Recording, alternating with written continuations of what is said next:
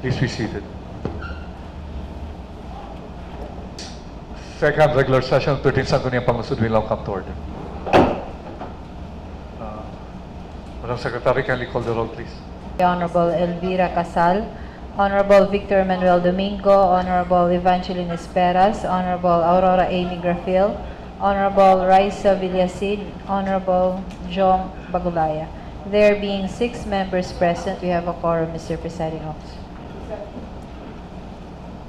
Honorable Uy, Honorable Edwin Chua, Honorable Edward Frederick Chua, Honorable Rachel Pineda, as well as Honorable Eden Chua Pineda absent. Excuse matters that they will not be able to run this afternoon session. Since we have 6 members, quorum declared. 1 minute recess, please.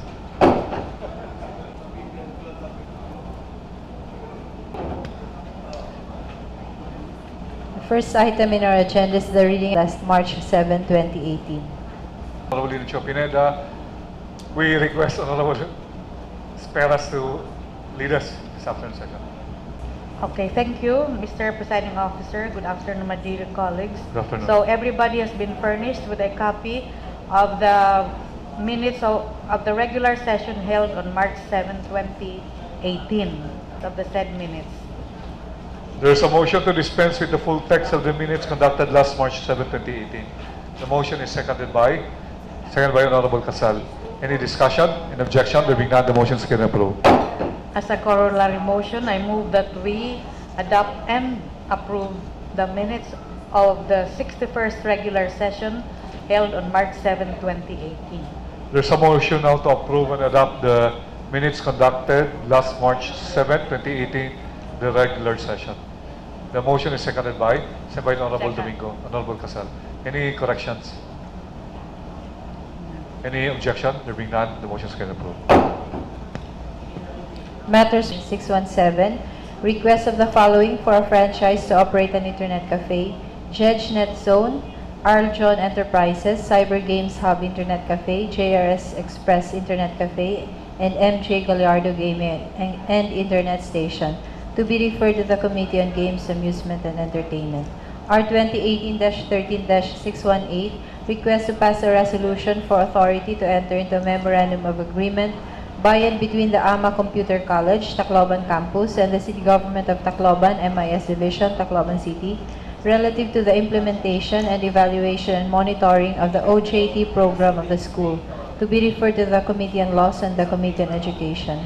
R 2018-13-619, request to pass a resolution for authority to enter into a contract of affiliation between St. Scholastica's College, represented by its college president, Sister Micaela Manalang, and the City Government of Tacloban, relative to the affiliation and training of nursing students through the City Health Office District Health Center, to be referred to the Committee on Laws and the Committee on Health.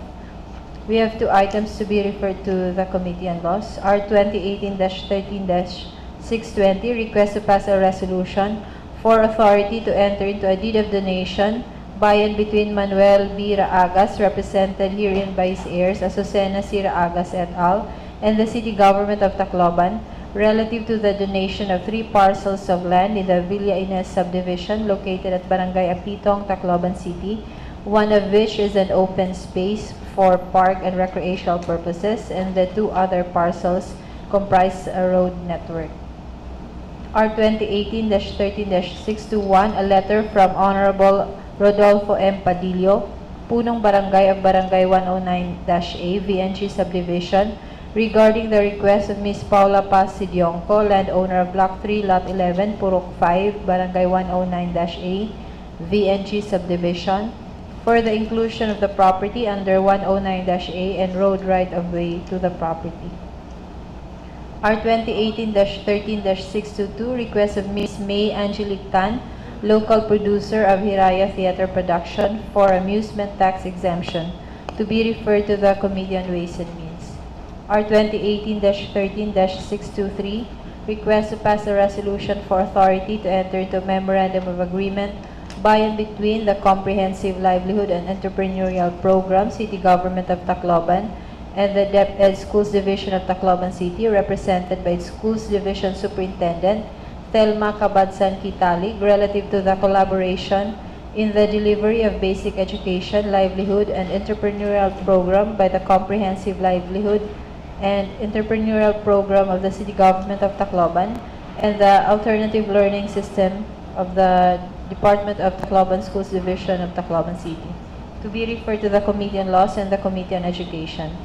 R 2018-13-624, request to pass a resolution to grant a 50% discount of the business permit fees for the year 2017 of ICT Scala Internet Cafe as represented by its President Carlo M. Magnifico. To be referred to the Committee on Laws. R 2018-13-625, request of the City Mayor for a resolution adopting the revised composition of the Human Resource Merit Promotion Selection Board of the City Government of Tacloban pursuant to Section 88, Rule 9 of CSC, Memorandum Circular 24, Series of 2017, otherwise known as the Omnibus Rules on Appointments and Other Human Resource Actions, to be referred to the Committee on Laws and the Committee on Personal Administration. R 2018-13-626, the amended Comprehensive Land Use Plan for 2017 to 2025, particularly Volume 2 of the plan, which is Ordinance Number 2017-13-33, or the Comprehensive Zoning Management Code of the City of Tacloban, dated October 11, 2017, to be referred to the Committee on Engineering. R 2018-13-627, fourth endorsement of Engineer Danilo G. Demilio, Assistant City Assessor, regarding the status of the proposed ordinance approving the General Revision 10 and Schedule of Market Values for all classes of properties in the city, to be referred to the Committee on Ways and Means. That is all for referral, Mr. Presiding Chair. We'll proceed now to the... I have 4 items and 6 items also for under business for the day, principally sponsored by the Committee on Laws. Agenda 13-319, Barangay Ordinance Number 3, Series of 2017 of Barangay 35, the Barangay Ecological Solid Waste Management Program. Agenda 13-323, Barangay Ordinance Number 4, Series of 2017 of Barangay 35, and Ordinance amending Section 6 of Barangay Comprehensive Tax Ordinance Number 4, Series of 2017. Agenda 13-432, Barangay Ordinance Number 2017-02, Barangay 98, Kamansihay, and Ordinance establishing a Barangay Ecological Solid Waste Management Program. Agenda 13-422, a proposed ordinance amending Section 11 of Ordinance Number 2016-12-15, 2007-10-47, or the ordinance fixing the terminal and overnight parking fees at the Tacloban Bus Terminal for the purpose of uniformity on terminal fees for second and third reading, sponsored by Honorable Jerry S. Uy. And also under business for the day, we have 6 items also for the Committee on Laws. Agenda 13-474, request to pass a resolution for authority to sign the deed of absolute sale by and between the City Government of Tacloban and Nemesio C. Fraga, relative to a parcel of lot designated as Lot 16, Block 20, covered by TCT number T-17134, located at Lower Nulatula. Agenda 13-475, Barangay Ordinance Number 4, Series of 2017 of Barangay 79, Marasbaras, an ordinance prohibiting the throwing, scattering, or otherwise littering the streets, canals, pavements, alleys, waterways, sidewalks, and other places, and providing penalty for violation thereof. Agenda 13-476, Barangay Ordinance Number 2, Series of 2018 of Barangay 102, Old Kawayan, an ordinance declaring the mangrove forest within the jurisdiction of Barangay 102, Old Kawayan, Tacloban City as protected area and providing for penalties for their intentional destruction. Agenda 13-477 is Barangay Ordinance Number 2018-01 of Barangay 62-B Kalipayan, an ordinance enacting the 2018 Comprehensive Tax Ordinance of Barangay 62-B Kalipayan Street, Sagkahan, Tacloban City. Agenda 13-478, Barangay Ordinance 2018-2 of Barangay 62-B Kalipayan, an ordinance enacting the Children's Welfare Code of the Barangay, providing for its functions, appropriating funds and for other purposes. And lastly, Agenda 13-479, a letter from Honorable Danilo B.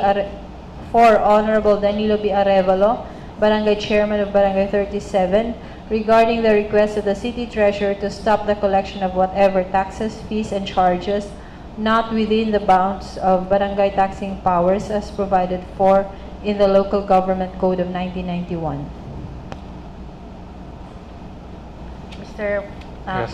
Mr. Presiding Officer, for Agenda number 13-319, which is Barangay Ordinance number 3, Series of 2017 of Barangay 35, entitled Barangay Ecological Solid Waste Management Program, regulating the proper segregation, collection, recycling, and proper disposal of garbage, and the assessment of garbage fee from household, commercial, industrial establishments in Barangay 35, Tacloban City, Province of Leyte. Previously, you will recall that we have remanded this ordinance to the barangay of origin for certain modification and for submission of a certificate that they have conducted the mandatory public hearing. The barangay 35 have complied and have submitted to the Committee on Laws, Rules, and Regulations. Hence, we move to pass a resolution approving upon review Barangay Ordinance number 3, Series of 2017 of Barangay 35. There is a motion to approve upon review Ordinance number 35. The motion is seconded by all. Any discussion? Any objection? There being none, the motion is seconded and approved. Thank you. Ordinance number 4, Series of 2017 of Barangay 35, entitled An Ordinance Amending Section 6 of Barangay Comprehensive Tax Ordinance number 4, Series of 2017. This same ordinance was also previously remanded to the barangay of origin, and we required them to modify the title of the ordinance and to submit a certification of public hearing.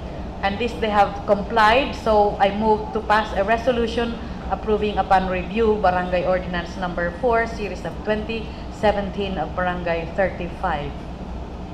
There's a motion to pass adopt a resolution approving upon review Ordinance number 4, Series of 2017 of Barangay 35. The motion is seconded by all. Any discussion? Any objection? There being none, the motion is carried and approved.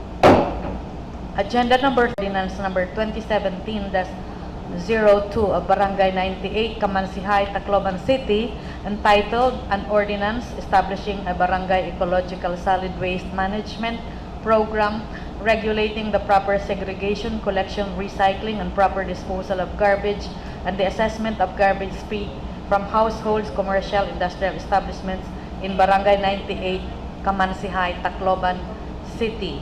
This barangay ordinance was likewise previously remanded to the barangay of origin for a minor modification, which is merely the deletion of the word of the phrase Province of Leyte in the title of the ordinance.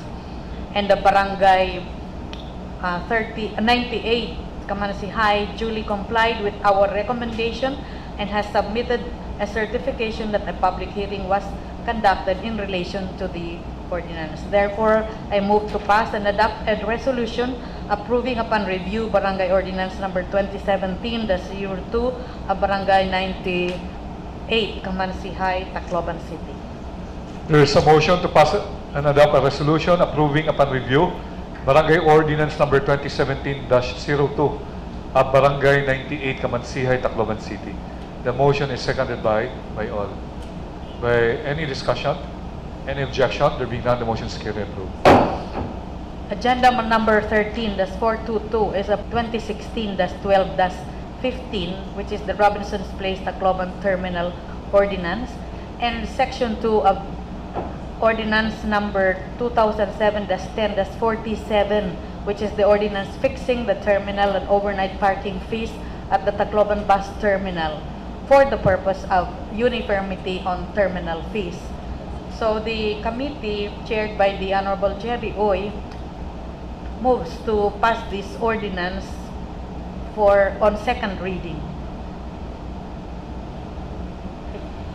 There's a motion to enact the proposed ordinance for second reading. The motion is seconded by. Any second? Seconded by Honorable Villasin, Honorable Domingo. Any discussion? From the chair, why is there a terminal fee for MCH? Motor cab for hire. A public hearing conducted, mention of MCH parking fee, only the vans and the buses. Or maybe this will also another terminal. Yes, the other one is fixing really the parking fees at the Tacloban bus terminal. So that one has a Probably, parking fee yes. for the motor cab for Maybe hire. this one's only applicable probably for the Abukay. Yes, in Abukay. Yeah. Yes. But for the Robinsons, there is no motor cab for hire. Yes. How come there are D and E for jeepneys? E is for jeepneys also. Right? E-jeepneys. No, for letter D and E. I don't have a On the, copy. what? Mr. Presiding Officer, considering that the committee somehow missed some of the provisions in the parking fees, like there is a double inclusion of jeepneys, but which have different fees. I would like to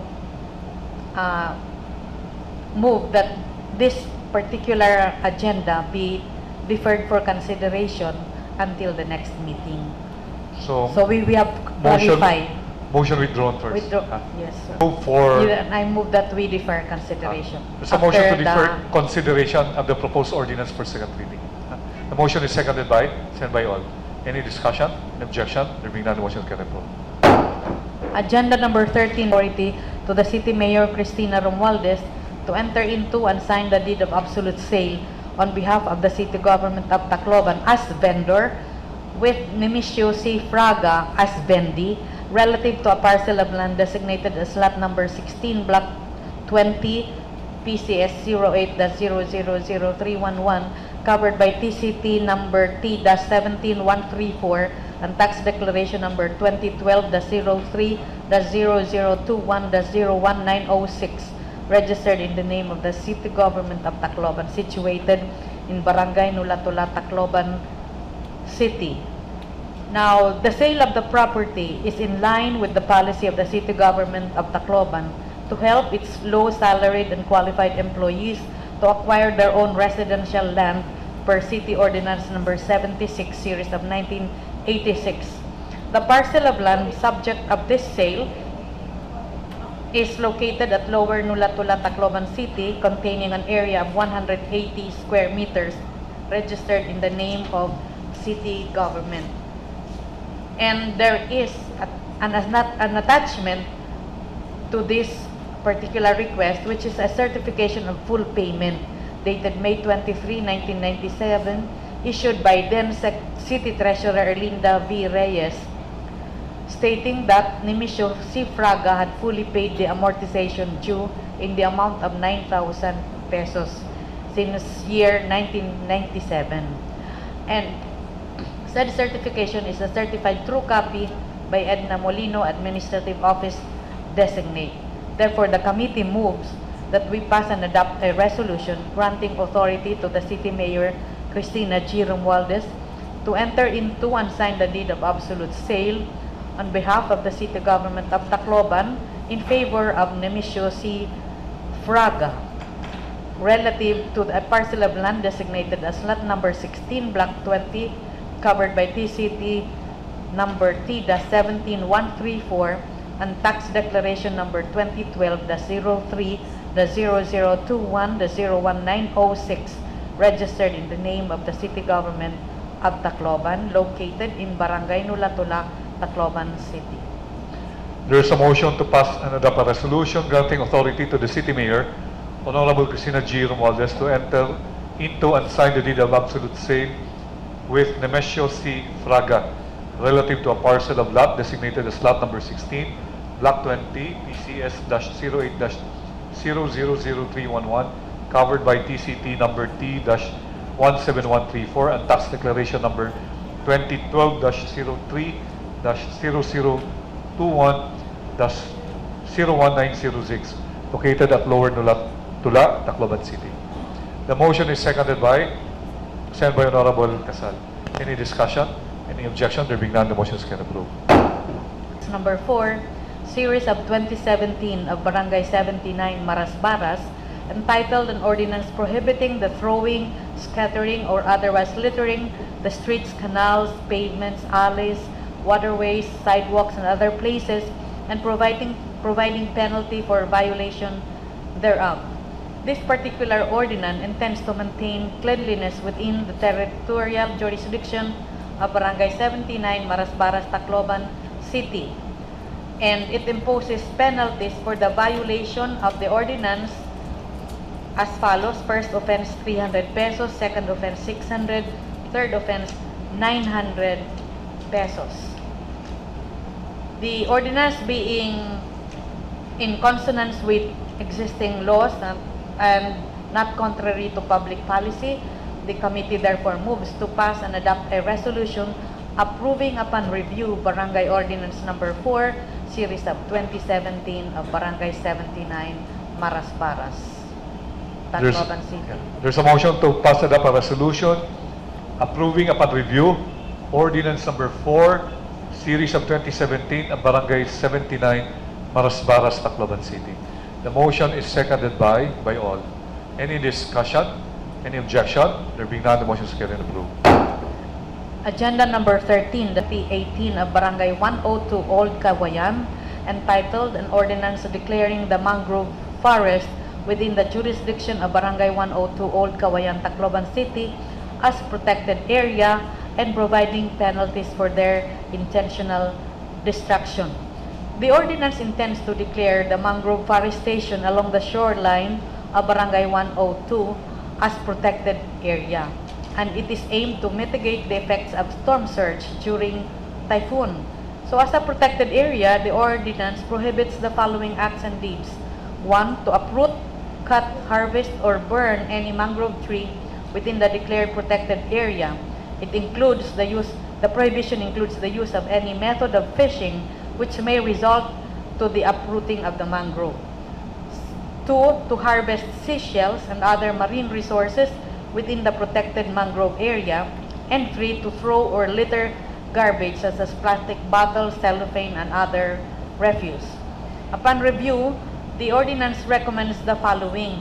1. To rephrase the title of the ordinance to read as follows: an ordinance declaring the mangrove forest within the territorial jurisdiction of Barangay 102 Old Kawayan, Tacloban City as protected mangrove area and imposing penalty for violation thereof. And to modify Section 3 of the Ordinance on Penalties, because under the local government code, the barangay cannot impose a penalty over 1,000 pesos and the penalty of imprisonment.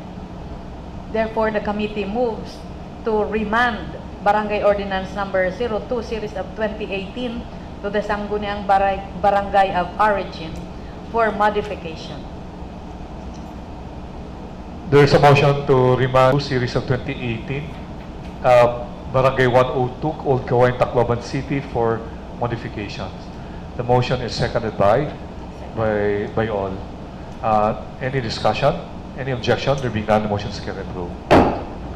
Ordinance number 2018-01 of Barangay 62-B, Calibayan Street, Sagkahan District, entitled an ordinance enacting the 2018 Comprehensive Tax Ordinance of Barangay 62-B, Sagkahan, Tacloban City.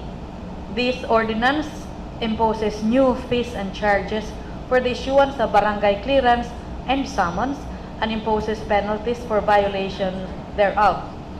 The Sangguniang Barangay has submitted a certification that they have conducted a public hearing in relation to this tax ordinance.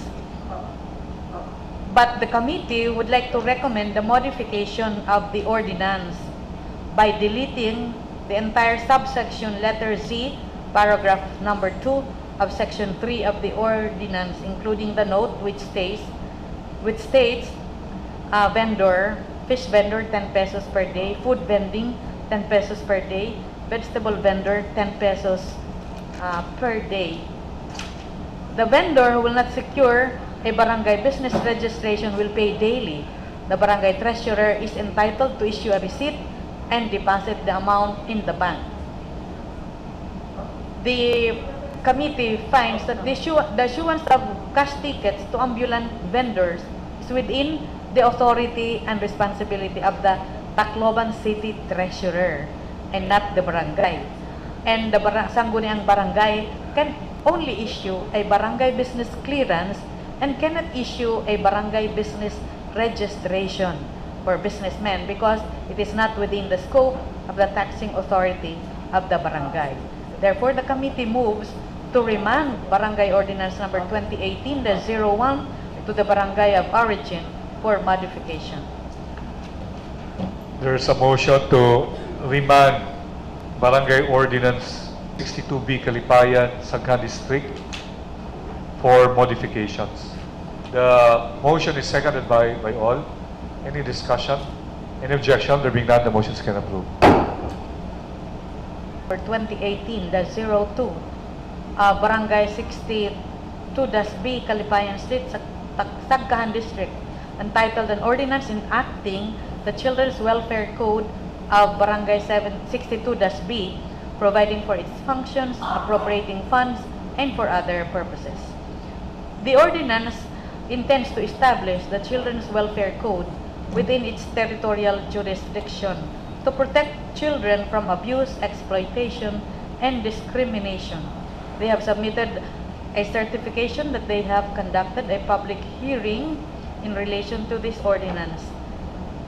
But there are certain missing pages of the ordinance, which include the page containing the repealing clause, separability clause, and effectivity clause.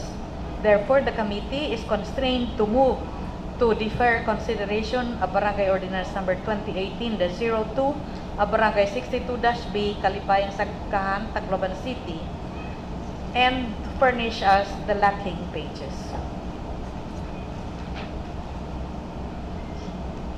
What is the motion To defer consideration. There's a motion to defer consideration of agenda number 13-478.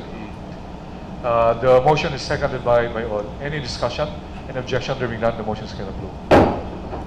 Agenda number 30, Honorable Danilo B. Arevalo, Barangay Chairperson of Barangay 37, Reclamation, regarding the request of the City Treasurer to stop the collection of whatever taxes, fees, and charges not within the bound of barangay taxing powers as provided for in the Local Government Code of 1991. Repeatedly, the City Treasurer has brought to our attention this particular action of the Barangay Chairperson of Barangay 37 of collecting taxes, fees, and charges which are not within the bounds of a barangay, of the barangay. So, this has been repeatedly done, and so the request of the City Treasurer is for us to maybe advise Honorable Danilo Arevalo to stop from collecting whatever taxes, fees, and charges not within the bound of barangay taxing powers. So the recommendation is that we endorse the letter of the City Treasurer to Honorable Danilo Arevalo for the nth time, for him to stop the collection of whatever fees, taxes, and charges, and copy furnish the market stall holders and transient vendors within the Tacloban City public market jurisdiction. But the committee is open to any suggestion from the August body aside from the recommendation, because this is the nth time that the City Treasurer has brought this to our attention. From the chair, collecting of fees Barangay 37 was on our ordinance that was enacted in the Sangguniang Panglungsod, which is being claimed by the Punong Barangay Arevalo and the council. Now, we have a letter from the city treasurer asking us to ask him to stop. Then what will be the basis of asking the Punong Barangay to stop it if he has a approved ordinance to provide the legal basis for the collection? So that is the dilemma that we have faced, because king gagamit nila, kay kin approve ko no, hasanggo niyang panglonsod. Why don't we take a look at that Yes. ordinance being determined whether he is correct? I think that would be better in once and for all. It can be kasi this has been, I think, 2 years already. 2 years now. It's only third year. Amoy na hinabuin eh. So amoy ito may nagsusukot at mga taga Barangay 37, nanunukot at mga taga markets office, no? City Treasurer's office, nanunukot dito. So that's, tapos nagre-reklamo luwatahan actually the stallholders nagre-reklamo kay every year, nabayad rin ito barangay clearance fee, which is for them quite high already. So, which is what they are claiming na dapat di na ko numa, I think 750 na ipapabayan ng mga markets toll dito. So I think that's the basis of the contention right now, that which the city treasurer sought to seek the intervention of the Sangguniang Panlungsod. But if we only endorse the letter, which the letter itself has already been sent to Honorable Arevalo. Anytime. Mr. Ordinance enacted by the council, Yes. which is the basis of Yes. Honorable Danilo Arevalos. Maybe on which committee will look into this? Committee on the That's finance or the committee on ways and means? No waste, because it has been approved under the committee Maybe. and the laws, committee on laws. So I think it's worth reviewing. Revisit that particular ordinance. Padala na nga ni kita niyang BLGF, nag-sought kita for opinion and all. Kasi this is wherein now, probably we need a dialogue between the Sangguniang Panglungsod, which I already proposed to Attorney Bivar of DILG. Since pamihara nagse-seminar with the Punong Barangay, we need to hold the dialogue, kita nga mga Sangguniang Panglungsod members, and the Punong Barangay, with regards to barangay taxation. Kasi with all the tax ordinances now, in barangay clearance man ko niya, annual, depende naman nila, may tag 1,000 na, tag 500, 800. So they feel the contention of one affected resident is that a barangay clearance fee should be the same as police or NBI clearance fee. That you're paying a fee lang for the same, like para papel, pag-print and all. But not on the basis at kay usa ka nga tindahan nga dako dapat 2,000. Gurguti ka sari-sari store ka dapat 500. So iba-iba na ang error rates in the barangay. So if you go to the barangay, maglukat ka every year for barangay clearance fee, they charge you differently. May tag 500, may tag 1,000, may tag. So which the city treasurer is saying that, and the resident is saying, dapat uniform lang. Like, lukat ka in barangay in police clearance. So 150 or 250 lang for the service na itself. NBI clearance, diri iba-iba, depende kung ano na klase ng negosyo, apartment na to. So I think that has to be discussed. Kasi ngata naman ko naagiha ato din eh. Which our basis is only whether it's within the bounds of law or not. So the rates, di naman pwedeng Sangguniang Panglungsod ang nagyayakan, uy, di rin pwede. Dapat 100 lang kung student clearance, 50 lang ang kanay. Which being misinterpreted by some of the residents, kasi pag lukat na barangay clearance dito, ang kinyayakan dito magod, kay kin-approve magod ang Sangguniang Panglungsod. Well, without explaining to them that our role lang is whether it's within the bounds of law in our subject for review. Di rin kita pwede magyaka nga, ini di rin pwede, dapat 500. Example, which is the problem that we have right now. Ang kanina, nagpasa na kita ito ng tax ordinance, iba-iba lang era rates, which we cannot dictate the rates for each barangay. Unless we will say that all barangay will have the uniform rates. So I do not know if any members have any suggestion for that? Kasi di rin yung barangay 37 eh.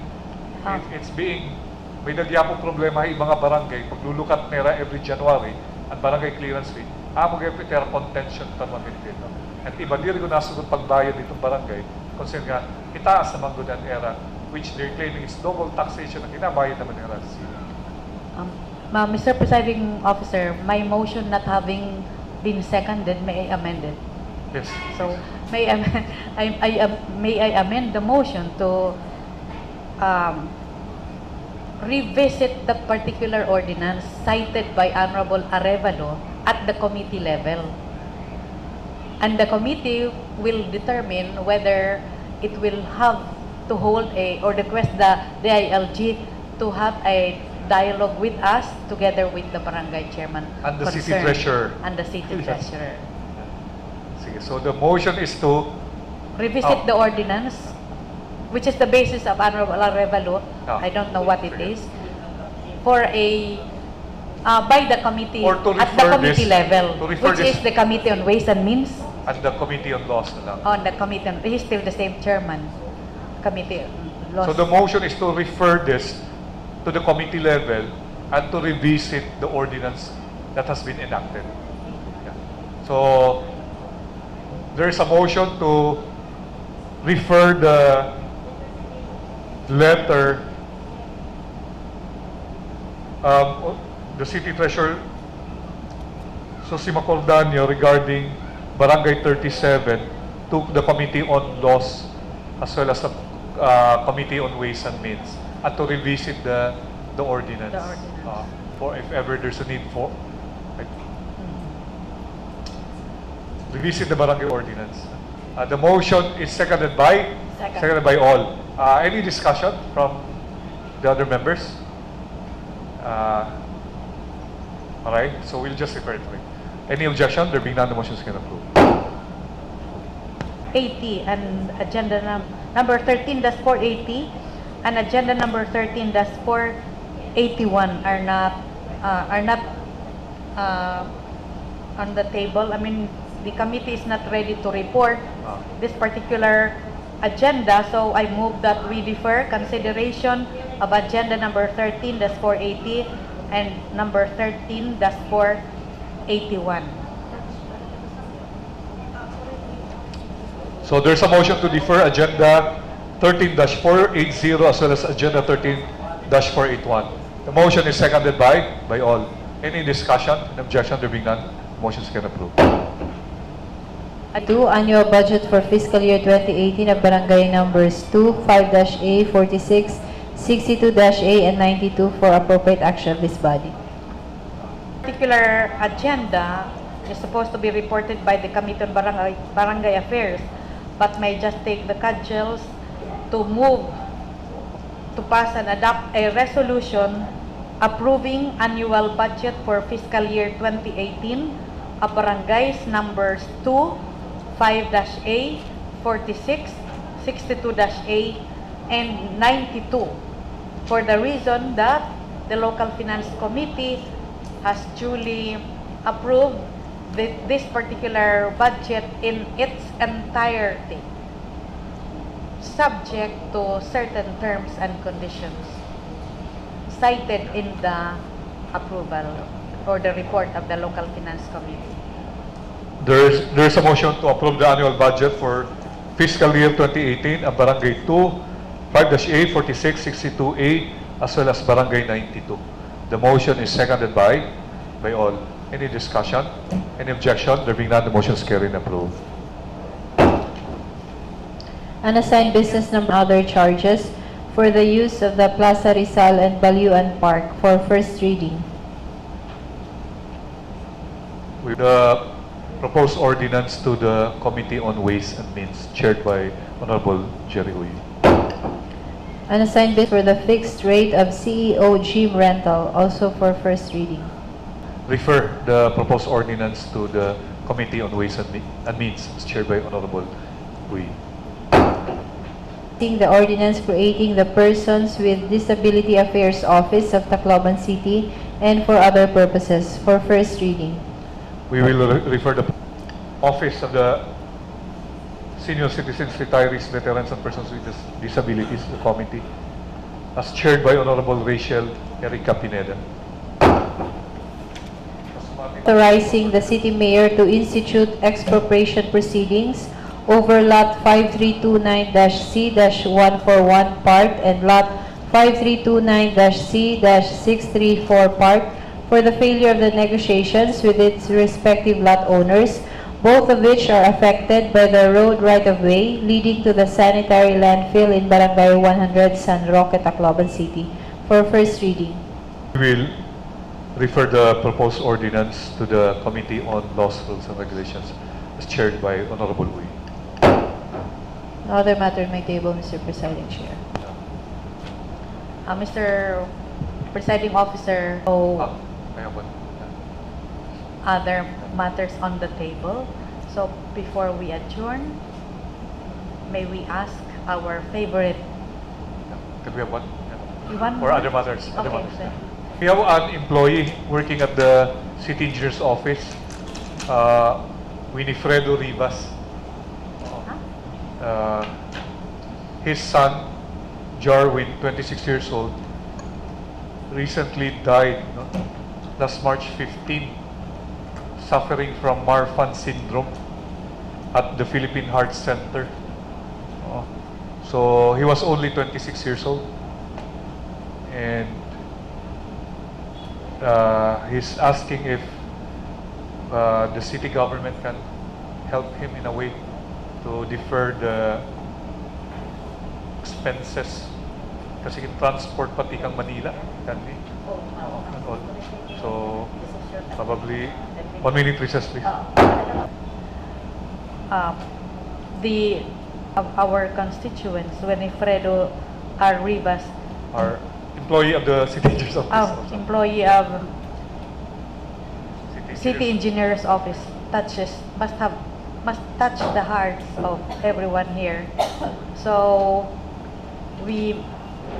I therefore take the cudgel of endorsing this particular letter favorably to the local finance committee for financial assistance.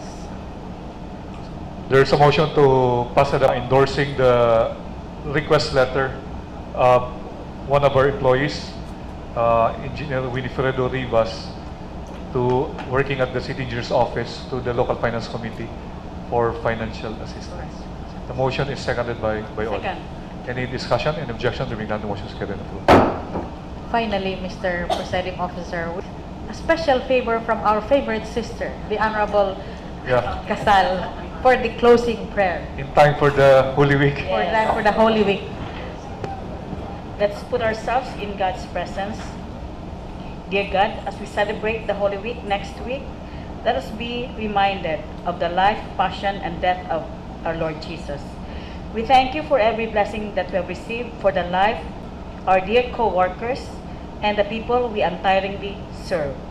Enlighten our minds with wisdom, discernment, integrity to keep in the right path as we serve our people with faith, peace, hope, and harmony.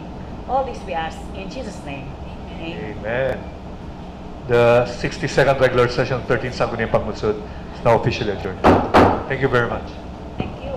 Okay.